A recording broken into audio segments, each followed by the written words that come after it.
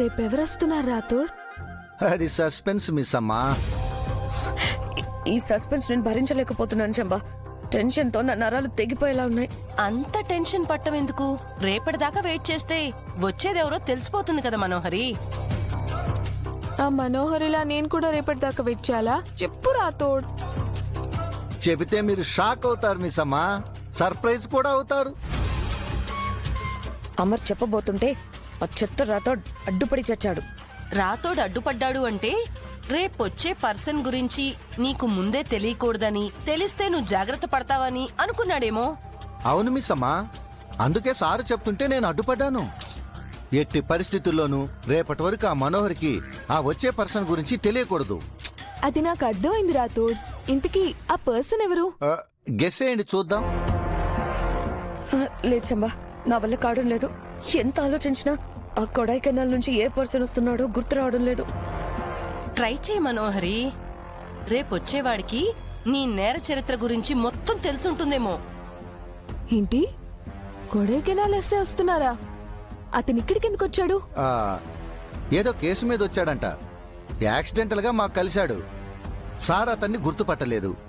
గుర్తు చేసుకునే ప్రయత్నంలో సారుకు తలనొప్పి వచ్చి ఆపేశారు. అందుకే రేపు రమ్మని చెప్పారు. రేపొచ్చేవాడు నా క్రిమినల్ హిస్టరీ గురించి తెలిసిన వాడంటే ఎవరై ఉంటాడు? వాడెవడు చంబా? నీకెంతమంది శత్రువులు ఉన్నారో నాకేం తెలుసు మనోహరి. దేవుడు మన వైపు ఉన్నాడు రాథోడ్. అప్పుడప్పుడు పరీక్షలు కష్టాలు పెట్టినా మనకు మంచి చేస్తున్నాడు. ఆ దేవుడే ఆ ఎస్ఐని ఇక్కడికి పంపించాడు. అవును మిస్ అమ్మ, అతన్ని చూసినా సారుకేం గుర్తుకు రాలేదు. అందుకే రేపు వచ్చి కొడైకెనాల్లో జరిగినవన్నీ స్టెప్ బై స్టెప్ చెప్పమని సార్ చెప్పారు. అమర్ కొడైకెనాల్ వెళ్ళాక అక్కడ స్టెప్ బై స్టెప్ జరిగిందాన్ని బట్టి చూస్తే చాలా మంది ఇన్వాల్వ్ అయి ఉన్నారు.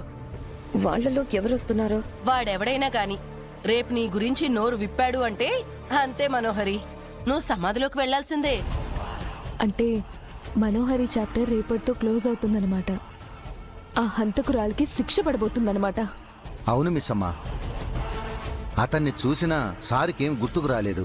అందుకే రేపొచ్చి కొడైకెనాల్లో జరిగినవన్నీ స్టెప్ బై స్టెప్ చెప్పమని సార్ చెప్పారు. అంతేకాదు మిస్ అమ్మ, ఈ ఇంటికి పెట్టిన శని దరిద్రం అన్ని వదలబోతున్నాయి. కాకపోతే ఈరోజో రేపో సారుకు గతం గుర్తొచ్చే ప్రయత్నంలో తలనొప్పి వచ్చేస్తుందేమోనని భయంగా ఉంది. ఆ దేవుడి దయ వల్ల అలాంటిదేం జరగకూడదు. మహాతల భూతల పాతాళమందు నీ రూపమే శివా. ఓం నమ శివ, ఓం నమ శివ, ఓం నమ శివ, ఓం నమ శివ. రుద్ర భద్ర భీమ సత్యోజాత మృఢ మహాకాల జితకామ హేమానందము భూమి తలమున శివ తాండవమట శివరాస్యం బట అలలై బంగారు కలలై పగడపు బులుగుల వలె మబ్బులు రిసినవి శివ తాండవమట శివలాస్యం బట. ఆడెనమ్మా శివుడు, పాడెనమ్మా భవుడు. ఆడెనమ్మా శివుడు, పాడెనమ్మా భవుడు.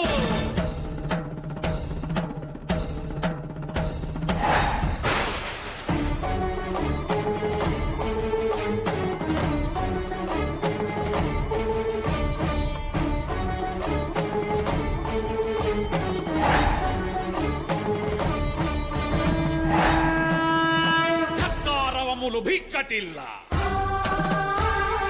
దశ దిక్కులు మారుత దీర్ఘీకృతములు జణ జణ జణ జణ జణుత స్వనములకును ప్రతి నినదములీనగ వనది భంగము శూలంబున నాభీలత లేవగా గీలాచయములు లేలి హానములు ధగధగితములైని గుడగనగవులు తలత్తులు బెగడ దేవతలు.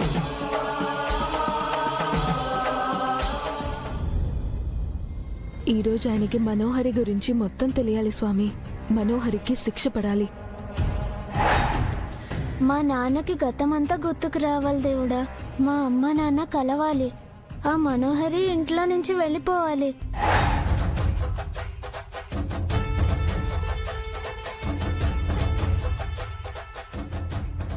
బాలిక బాలిక ఆగుము, ఆ రుద్రాక్షమాలను తాకుము, అప్పుడే మరల నీ శక్తులు నీకు సిద్ధించును.